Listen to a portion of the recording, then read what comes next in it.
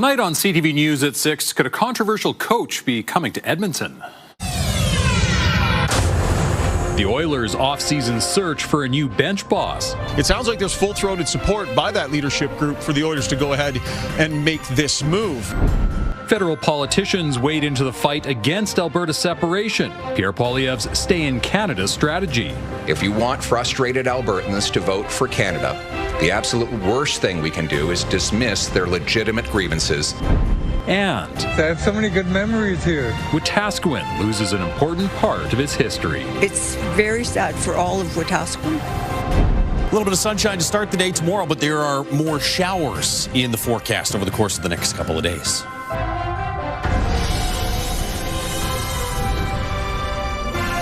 CTV Edmonton, local breaking news with Jeff Hastings. Good evening. The Edmonton Oilers could be looking into hiring controversial head coach Mike Babcock. Babcock's last stint in the NHL ended with him resigning after he was accused of invading players' privacy. Nerman Issa is following the story for us tonight. And Nerman, the club is consulting with another group on this. Why is that? Well, Jeff, TSN is reporting that the Oilers are consulting with the NHL Players Association to, quote, see if there are objections that might be resolved before potentially hiring Babcock. It's due to an incident that took place in the summer of 2023. Mike Babcock last coached in the NHL during the 2019-20 season with the Toronto Maple Leafs. In 2023, he was hired by the Columbus Blue Jackets, but resigned before the season started. Now, it's reported he had asked players to share personal photos from their cell phone's camera roll. It was investigated by the NHL Players Association before Babcock resigned. Now, TSN's Ryan Rashog is reporting that the Oilers players are aware of this move.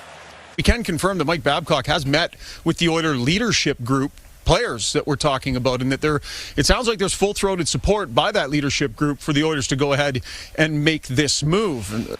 The Oilers fired head coach Chris Knobloch last month. Edmonton expressed interest in interviewing former Vegas head coach Bruce Cassidy. Now, the Golden Knights have not given permission to date. Now, among the controversy, Mike Babcock does have a decorated background as a head coach.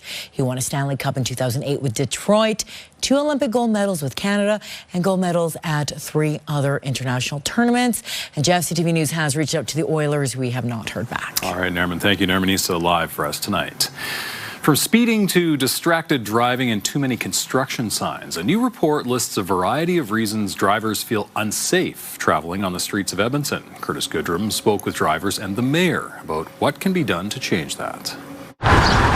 Roadwork, traffic, and lane closures. Some people say driving in Edmonton can feel very overwhelming. I'm going to say that word. The city's new traffic safety report says nearly 1/3 of the more than 900 drivers surveyed feel unsafe on city roads. I find the construction really disconcerting, and I'm never sure what lanes are going to be open, what lanes are going to be closed. Well, I'm going like maybe 5-10 over already, and I see people flying past me, and it's a little crazy. I've seen many close calls for just pedestrians and people that ride bikes as well. The University of Alberta's Cities Institute says drivers may feel unsafe for a variety of reasons. When people lose control over their lives, and especially in traffic, that's a very frustrating experience because you are managing or handling a vehicle that can go much faster. The Cities Institute has been closely looking at data since the province axed photo radar last year. But what we have seen is a dramatic increase in speeding and distracted driving. The mayor has been pushing for it to return, while the province has no plans to reinstate it. The data is clear. Speeds on our streets are at an unsafe level right now. NAC also says there are too many confusing signs, causing trouble for drivers. If you create too much signage, it almost becomes a bit of noise. It can sort of blend in, and so you have to find that right balance. The city's urban planning committee will hear the report tomorrow. I've just been driving in Toronto, and I got to tell you, it's an awful lot better here than it is in Toronto. With hopes of helping drivers feel safer on Edmonton streets. Curtis Goodrum, CTV News, Edmonton. Edmonton's mayor wants to build a permanent program to help the city's homeless population access shelter and services during the winter. Last winter, the city distributed $1 million to help local shelters extend their daytime hours. The city says between December and March, those shelters saw nearly 38,000 visits. That's a 169% increase compared to the same time period during the previous winter. The mayor wants to build on that by offering health, addiction, and mental health support to people with complex issues. More people getting served, more people getting care, more people who are struggling and were seeking refuge in different community spaces that maybe aren't built for this into community spaces that are built for this. That's really what the goal is. The mayor says a permanent program would cost $6.5 million. He hopes the federal and provincial governments are willing to help.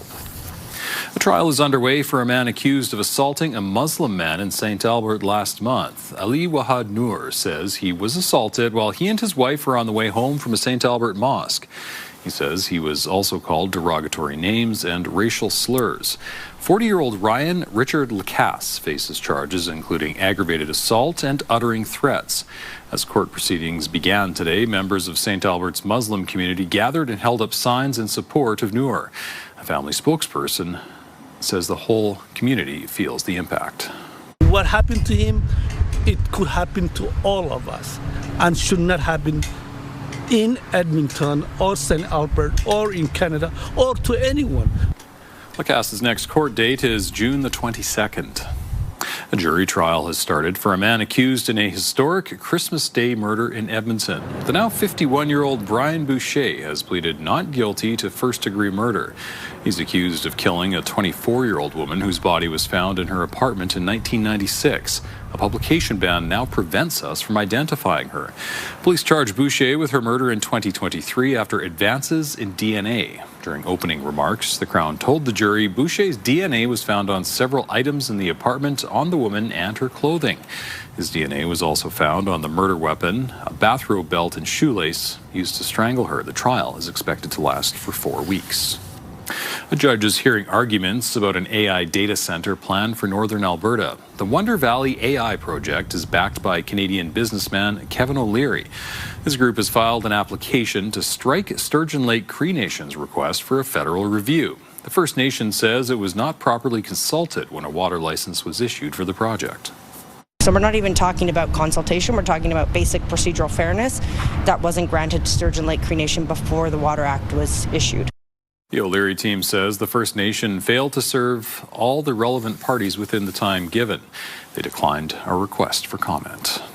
A piece of Wetaskiwin's history has been reduced to rubble. A weekend fire destroyed the town's Memorial Arts Centre. People there say it will be almost impossible to replace the nearly 8-decade-old building.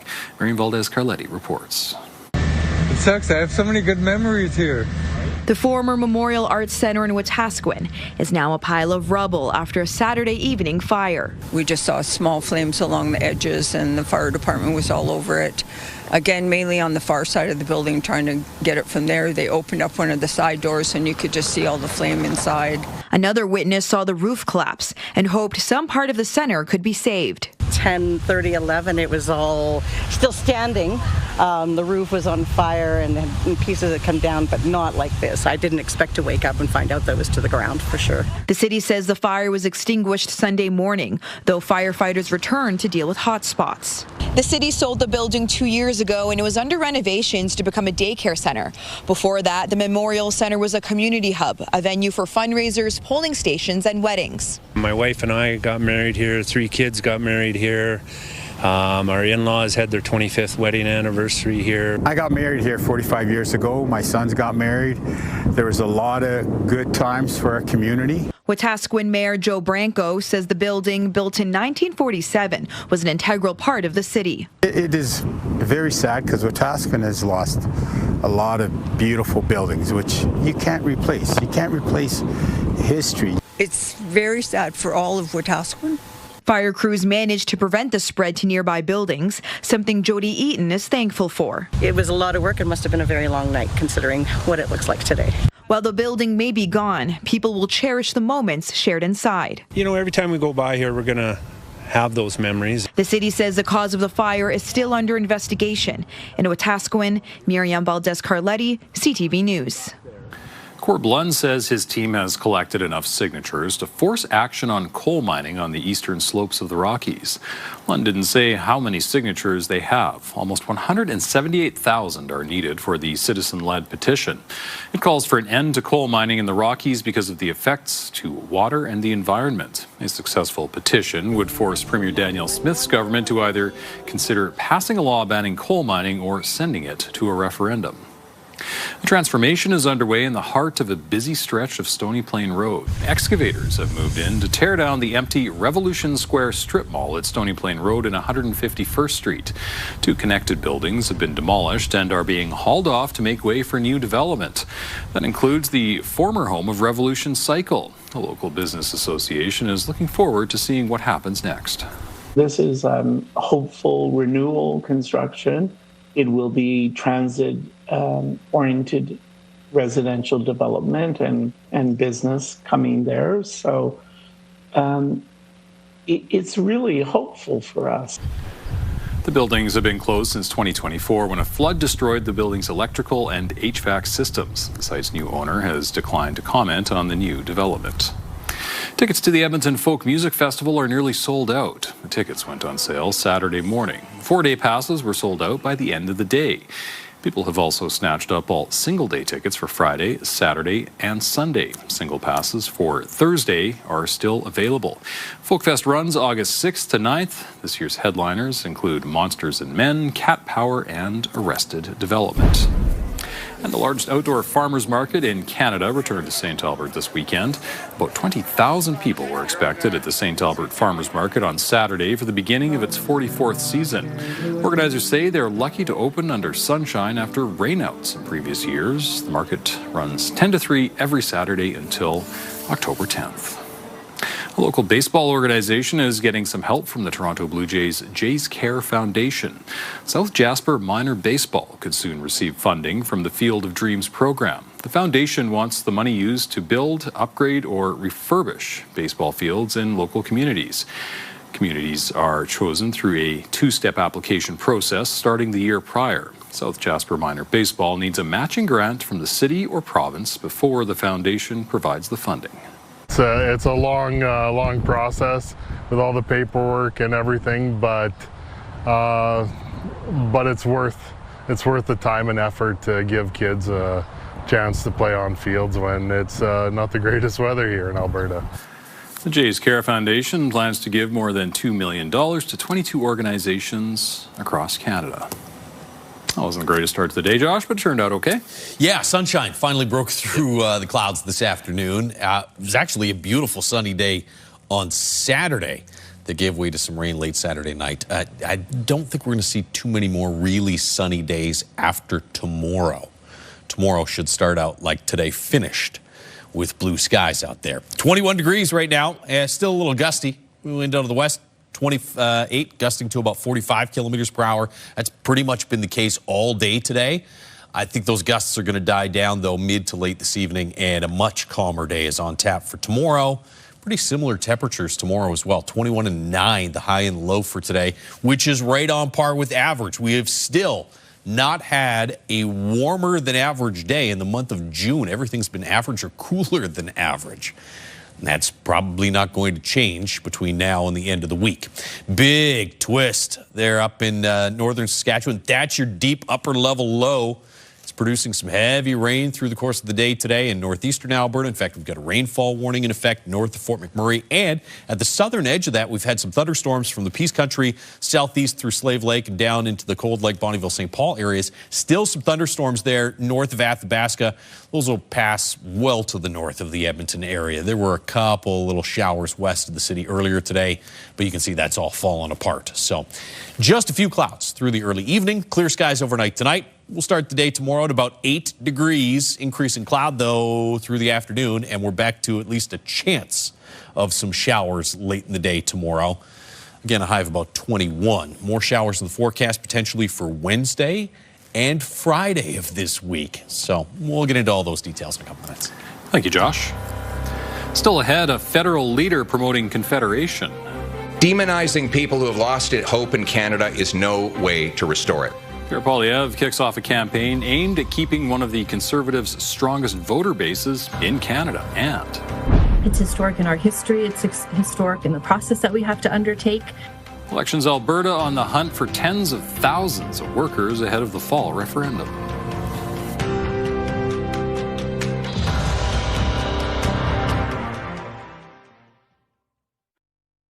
Programming brought to you by James H. Brown Injury Lawyers, the heavy hitters of injury law.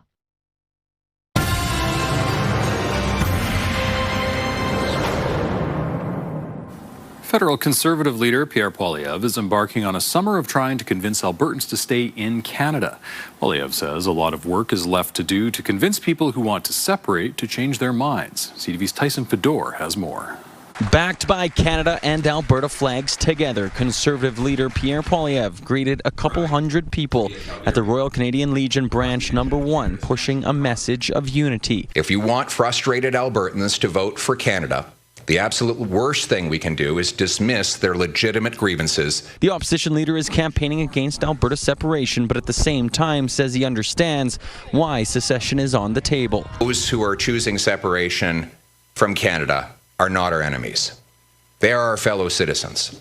Demonizing people who have lost hope in Canada is no way to restore it. Those in the room were in lockstep with Poilievre, believing Canada can succeed when Alberta is strong. Let's not give up on Canada just because we have some issues with the federal government. I think most Albertans that want to separate are Canadians at heart, and that would be the number one desired outcome. Well, some younger voters know the cost of living is soaring and understand the separatist sentiment despite wanting to grow with Canada. Honestly, people just need to kind of understand that a lot of people are very frustrated with how things are going. But for others, Poilievre's speech on wanting to change policies in Ottawa to benefit Alberta did not move the needle enough to change a vote from separation to remain. And I think there's people that have just had it up to here, totally up to here. Although I love this place, I wish the message that's going to be sent on October 19th, I hope it's a message that the Liberals will finally say, we do have to fix things. And political experts believe Poilievre has no choice other than to toe the national line, as separation could be catastrophic to a party that relies on this province. If Alberta left, I mean, that's 34 seats from the Conservative caucus. That's a big chunk. And in the rest of the country, the Conservative brand is likely to be completely discredited. Speaking in Ottawa, former Prime Minister Jean Chrétien says this is not a real referendum. It's just a consultation. She asked the people of Alberta to vote for Canada. And the leader of the opposition is the same view. So I'm not too worried, but we should never be complacent. Tyson Fedor, CTV News, Calgary. Elections Alberta has begun recruiting tens of thousands of workers ahead of this year's referendum. Elections Alberta says it needs more than 60,000 workers to help run voting stations across the province. It anticipates the 10 questions will require 45 million ballots. Those ballots must be tallied within 48 hours, so counting will continue around the clock until complete. Elections Alberta says the recruitment effort is one of the largest of its kind in Canada. We're looking for Albertans to serve the process, serve other Albertans, and look for them to partake in this historic event in Alberta. It's historic in our history. It's historic in the process that we have to undertake. And we're counting on those Albertans. Elections Alberta is still working out the cost of the referendum. The 2023 provincial election cost about $37 million, with a quarter of the staff that will be needed for the upcoming vote. Still ahead, 107 years of steam engine 107. Look back at a century of maintenance on Fort Edmonton's iconic train and its birthday celebration. What was your favorite part of it? Sitting on the train. Temperatures right around average for the next couple of days. Really not a lot of heat in the forecast until early to middle next week. Take a closer look at that 5 and 10 day forecast right after the break.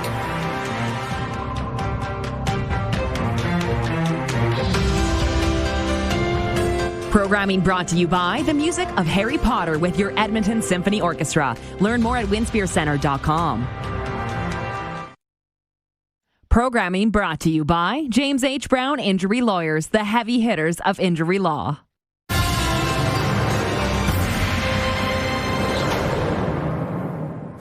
Well, no candles were blown out during a weekend birthday at Fort Edmonton Park. There was a lot of steam. The park's train turns 107 this year. As Connor Hogg reports, keeping it chugging along is a labor of love for everyone who works on it. There's always a lineup to catch the train at Fort Edmonton Park. Many have ridden it before. For some, this is the first time. We kind of stop and look at the LRT every time it goes by, and this is his first time getting on the actual train. Go to another place. We have people that come down here during the day just to ride the train and then go home. The 1919 Baldwin locomotive was the 107th train built that year, 107 years ago. Fort Edmonton Park is celebrating the train's birthday because of the connection the community has to it. It reminds me of when I was a kid, riding the train or seeing trains on TV. It really makes me feel like they're going to experience this and remember this for like the rest of their lives. The smell, the feel, the buzz of the engine as you're clipping along the railway track. Well, I saw the steam engines rolling around when I was young, so it's kind of memory, I guess. As you may imagine, dealing with a century-old steam engine is a lot of responsibility. The people whose job it is to keep 107 up and running say the responsibility is worth it when they see the reactions from park goers. We had a local shop redo these bearings for us a couple of years ago, so we're good to go for a long time now. Landon Lesko says he has the best job in the city. He says the train's mechanics are old in age, yet advanced in their complications. Finding new parts for a 107-year-old train can take some trickery. Metal on metal doesn't exactly last forever. What we do is we find all of the wearable parts and we make sure that we are measuring them on a yearly basis. He says the train has another 100 years left in it if properly maintained. Passion makes the process worthwhile. What was your favorite part of it? Sitting on the train. Despite its age, this train is still finding new firsts and making new friends. Connor Hogg, CTV News, Edmonton. All right, so it's not people's imagination. It has, in fact, been cooler and wetter so far this month. Usually he says no when we think things like this. Look at these temperatures on the temperature calendar here. All blues and grays, no reds. And in fact, even today at 21 degrees, warmest day so far in June, is no better than average. The average daytime high historically for the first 7 days of June is 21, 5 degrees cooler than that this year. So the coolest start to June, last time it was 16 degrees for an average high in the first week of June was 2009. And actually, this is even, if you get into tenths of a degree, this is even cooler than that. This comes in as the coolest in the 2000s. You go back to 1998.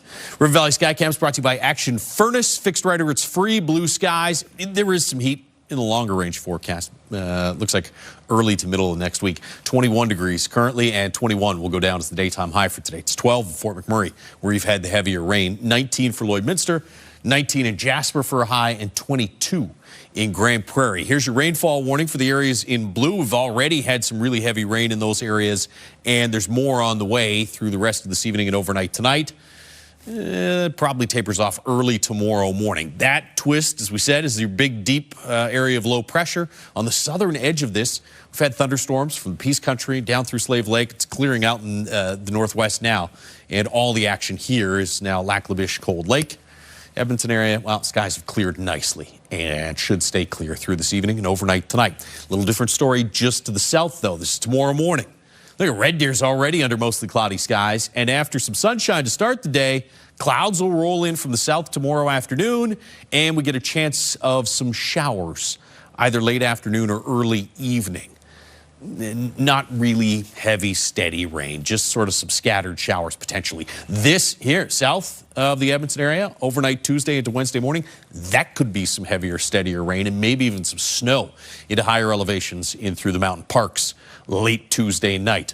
Best chance for rain Wednesday is going to be early in the day and then in the afternoon. Again, it's just sort of like scattered showers and hit and miss thunderstorms. So it doesn't look like a complete soaker for Wednesday, but certainly mostly cloudy skies in effect and a little cooler, back into the high teens for a daytime high. 12 in Fort McMurray right now. It's 20 in Red Deer, 21 in Grand Prairie, and we're at 21 in Edmonton with gusts to about 45 kilometers per hour. Look at this, 40 gusting close to 75. And that's been the case for the past couple of hours there in east central Alberta. We'll see the wind die down by about 9, 10 o'clock. Tonight, still in the mid-teens, right through the mid-evening. 8 degrees tomorrow morning with some sunshine and increasing cloud and that chance of showers late in the day. High of about 21 or 22, depending on when those showers push in. 18 Wednesday, 20 on Thursday. You get a chance of some rain Friday. It's only 40% chance at this point, so we'll see how this pans out. It's sort of a new feature in some of the modeling. There in the long-range forecast is the heat that we were referencing. By Sunday, Monday of next week, should be in the mid-20s. All right. Thanks, Josh. Researchers at the University of Alberta say there's evidence nicotine vapes are damaging the hearts and lungs of young people who've never smoked. The study compared 2 groups of 20 people in their early 20s, a control group and one that had been using nicotine vapes for just over 3 years. What makes the study unique is the vape group had never smoked regular cigarettes or pot. During tests, the vapors were out of breath much faster, were less efficient at breathing, and had signs of impaired blood flow to the lungs. The lead researcher says it's concerning since vapes are often sold as a way to quit smoking. I'm a dad of 2 teenagers, and when I saw this, I was quite concerned. We started the study initially just looking at a handful of individuals, and it was the first time in my career where I said, you know, we really have to keep doing this because the level of impairment we saw in their blood flow and their exercise was concerning and suggested that there was really some important changes in the lungs that we need to understand better. Strickland says based on this research, they're doing follow-up studies to track e-cigarette use and lung function over the next 3 years. Still ahead, widespread destruction after an earthquake overseas. Rising death toll in the Philippines, and it will take some time for things to go back to normal, even if the Strait of Hormuz reopens this month. the federal government offering some support to airlines dealing with high fuel costs, but there are strings attached. Details next.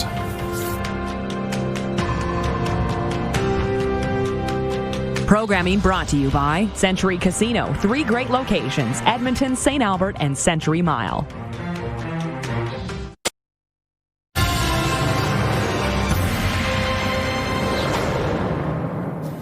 A search and rescue operation is underway in the southern Philippines after a deadly magnitude 7.8 earthquake rocked the region.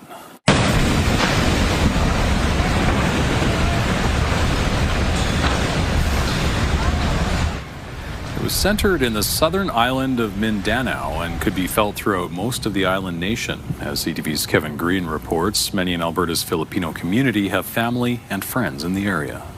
A powerful earthquake in the Philippines has left at least 38 people dead and caused widespread damage across the southern island of Mindanao. Buildings collapsed in Davao and other communities on the island as the 7.8 magnitude quake struck during the morning. Children on their first day back at school ran for safety during a flag-raising ceremony as the ground shook uncontrollably. The earthquake also triggered a deadly landslide, damaging homes and buildings, killing 13 people. Many in Calgary's Filipino community have friends and family in the affected area. It was very scary, you know. A lot of my aunts and uncles are still back home, and a lot of my cousins are back home. So hearing that kind of news, not just for me, but like for my family personally, it's very scary. Earthquakes are common in the Philippines, but this is the strongest reported in decades. When I was back home growing up, it is part of school to like learn what to do during earthquakes. I've been in an earthquake myself, 7.6, so it is not easy. You always have that trouble and fear, you know, especially for my country, it's so tiny. Power remains out in parts of the region, and many residents are sleeping outdoors after their homes were damaged or destroyed. I'm worried about them. I actually messaged one of my friends. I asked them, hopefully nobody get hurt, and then he said everyone is okay, but they lost a job and electricity over there right now. Officials warn strong aftershocks could continue for days. All we could really do is pray for them and then support them any way we can, like we send financial help to them. The earthquake also triggered a tsunami, sending alerts across parts of the Pacific. Damage was reported in at least one coastal village, and smaller waves were detected in neighboring countries. Kevin Green, CTV News, Calgary. In the Middle East, Israel and Iran appear to have backed away from further strikes against each other. Yesterday, both sides traded fire for the first time since the U.S. agreed to a ceasefire with Tehran 2 months ago. The new attacks prompted U.S. President Donald Trump to call for an immediate stop to the fighting. Soon after, Iran said it was halting offensive strikes, but warned there would be a response to further hostile acts. Israel then implied the current round of fighting is over. It also insisted it would retaliate if there are more attacks. The Canadian government is introducing a new program to help airlines cope with high fuel prices brought on by volatility in the Middle East. CTV's Annie Bergeron-Oliver has details on the relief package and how it will work. Ahead of a busy travel season, the federal government is offering airlines a boost to help offset the impact of turbulent oil prices. This is an important step, an important signal from the federal government that they are watching this situation closely and that they're willing to put some money on the table to prevent, difficulties from taking place in the Canadian airline industry. Experts say domestic ticket prices in Canada have gone up at least 15% since the war in Iran began. In late April, U.S. Gulf Coast jet fuel hit $4.34 USD a gallon. Now it's fallen to around $3.50 a gallon, still well above the pre-war price, where it hovered around $2. It will take some time for things to go back to normal. Even if the Strait of Hormuz reopens this month, it's going to take time for ships to travel back to it and then the oil from the Middle East to hit global markets. The Finance Department says that's why they're offering airlines up to $150 million in repayable loans to provide stability and to ensure continued reliable flight access for Canadian air travelers. The marketplace will drive airline behavior. This strategy of $150 million with strings attached is not going to be enough to drive the airline behavior. The Conservatives, though, doubt this plan that, similar to what Ottawa offered airlines during the pandemic, will help passengers. The consumer is never the one that gets the benefit from any of these government bailouts. They are not fixing the crux of the problem. Airlines who choose to apply for these loans will have to agree to limit executive compensation and to maintain Canadian operations. But the exact details, according to finance officials, will be up for negotiation. Annie Bergeron-Oliver, CTV News, Ottawa. While airlines like Flair, Porter, and Air Transat all came out in favor of the government program, WestJet offered a different take. WestJet called the offer corporate charity and said it's unlikely any airlines that accept it will be able to pay it back. Armenia's prime minister has claimed victory in a general election seen as a test of Russia's influence on that country. Priorities, of course, first of all connected with regional peace and stability. Preliminary results show Nikol Pashinyan and his governing Civil Contract Party with roughly 50% of the vote.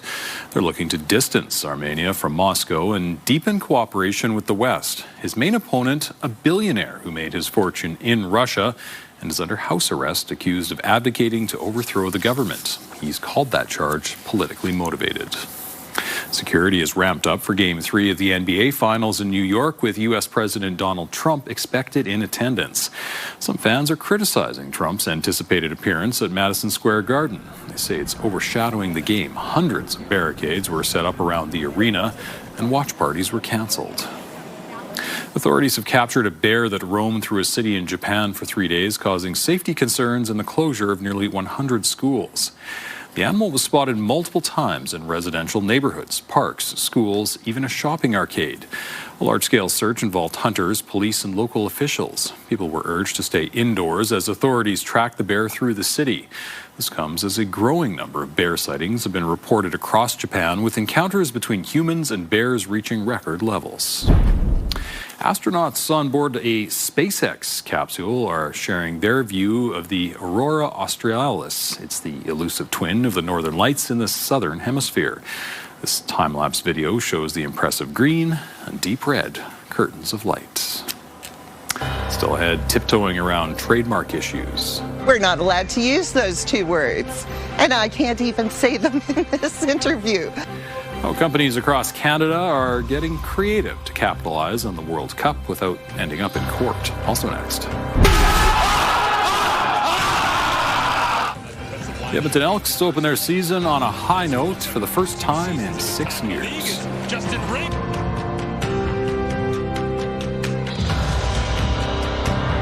Programming brought to you by Alberta iGaming Corporation. For integrity, for fun, for Alberta.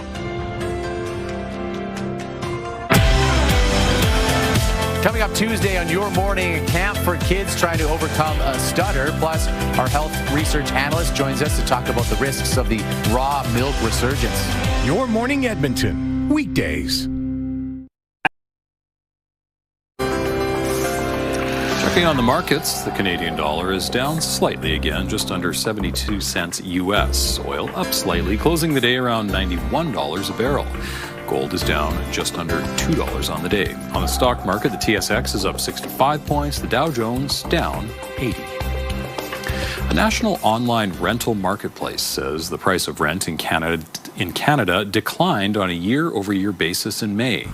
A report from Rentals.ca and Urban Nation shows the average asking rent for May dropped 4.7% to roughly $2,000. That's down roughly $100 from the previous year and marks the 20th consecutive annual decline. The analysis shows annual apartment rent decreases were concentrated in the largest provinces led by Ontario, BC, and Alberta.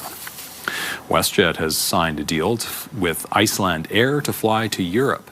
WestJet travelers will be able to fly to more than 10 European cities through Iceland, while Iceland Air passengers can fly to Canadian cities.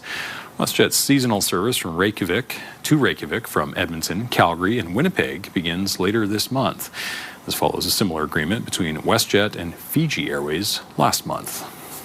With the FIFA World Cup on the horizon, businesses across Canada will be looking to capitalize through watch parties and more. They'll have to be careful not to step on any trademark toes. CTV's John Woodward took a look at a few guerrilla marketing campaigns. Our screen will be in front of the mural. Susan Puff is getting ready to turn this parking lot into a soccer watch party in a few days. That will be on Friday with Team Canada, so we hope everybody comes and cheers them on. The Broadview Danforth Business Improvement Association's poster says cheer on Team Canada, but there are some words you don't see. We're not allowed to use those two words, and I can't even say them in this interview. So you will have to say them. Okay, I'll say it. The words are World and Cup. Trademarks that FIFA is jealously guarding because its sponsorship revenue is worth billions. A FIFA sponsorship at the highest level, let's say a Coca-Cola, for example, might be anywhere from $150 to $200 million. But there are other businesses trying for publicity as well. Tim Hortons is just celebrating its soccer heritage. Canadian Airline Air Transat has poked fun at sky-high ticket prices, comparing them to actual flights. A campaign that's taken off, says creator Rafik Belmesk. When there's a big event like this, it's important for brands to capitalize on some of the momentum. Metrolink's offering a limited edition soccer Presto card. Vancouver's TransLink agency selling out of its soccer ball-shaped transit passes. And pot shop Cosmic Charlie's on Toronto's Queen Street West isn't selling a World Cup trophy bong. They're saying, we have our championship bong. How close can I fly to the sun without getting my wings burned off? Trademark lawyer Mei Cheng says these efforts are often tongue-in-cheek, but cross the line and the cease and desist letters will come. They're inviting trouble. Trouble Susan Puff wants to avoid. We've been creative, we've got a great plan, and everybody's going to have fun. That even if the words World Cup aren't on the poster, the fan will understand. John Woodward, CTV News. The Edmonton Elks will head into their home opener, having won their season opener for the first time in 6 seasons.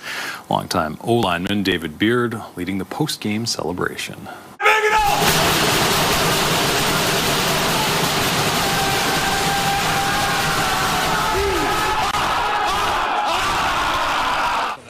On a soggy Saturday night in Ottawa, the Elks overwhelmed the Red Blacks for a 29-28 1 win. The Elks are now on a bye week. They return to the turf at Commonwealth for their home opener June 20th against Montreal. Oilers captain Connor McDavid is the winner of the Ted Lindsay Award as the NHL's most outstanding player. The 29-year-old says it means a lot because the award is voted on by NHL players. McDavid led all scorers this past season with 138 points, 48 goals, and 90 assists. It's the 5th time that he has won the award, tying Wayne Gretzky. McDavid is also a Hart Trophy finalist for the league MVP. Still ahead, passing the torch. She stands for human rights, she stands for justice, she stands for equality, and she laid that all out. We hear from Canada's new Governor General for the first time.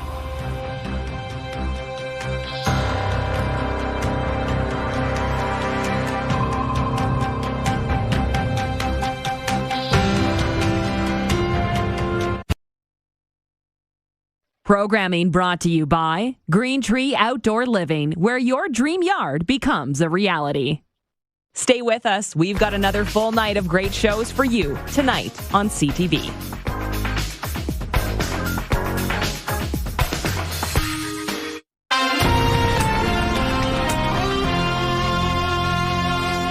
Day for pomp and circumstance in Ottawa. As a champion for human rights, former Supreme Court Justice Louise Arbour takes over the role of Governor General. Here's CTV's Michael Couture on the swearing-in ceremony for Canada's 31st Viceroy. Ushered into the Senate by an honor guard, Louise Arbour took her first steps into Canadian history as Canada's 31st Governor General. The former Supreme Court Justice will be tasked with being a symbol of unity and a guardian of constitutional order. These duties call for sound judgment, deep learning, and an unwavering commitment to the rule of law. Carney added those are the same principles on which Arbour built her long career. It is through our differences that we will build a common future. In a wide-ranging 20-minute speech, Canada's new Governor General celebrated the country's diversity and differences, saying that is how people will build a common future. Extreme polarization is dangerous, but so is extreme consensus. It is through our differences and our fundamental right to express them that we will nourish critical thinking, creativity, and innovation.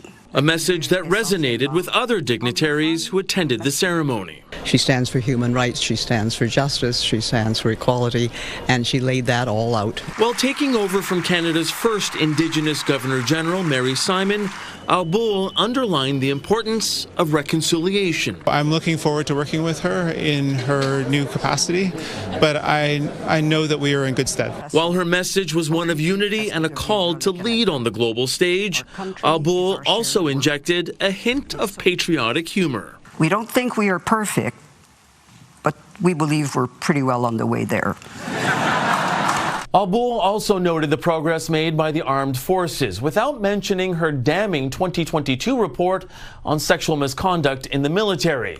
She'll now be the figurehead of the institution as the Commander-in-Chief of Canada. Mike Couture, CTV News, Ottawa. Oh, the sun's making a big difference out there. Yeah, should be a beautiful evening. Skies will stay fairly clear, it looks like, for the rest of tonight and the first half of tomorrow. I think by lunchtime, though, clouds will start to increase, and we've got a chance of some scattered showers late in the day tomorrow. Should get to about 21, maybe 22 for a high. 18 and mostly cloudy Wednesday with a chance of scattered showers. Again, that's probably not really heavy, steady rain.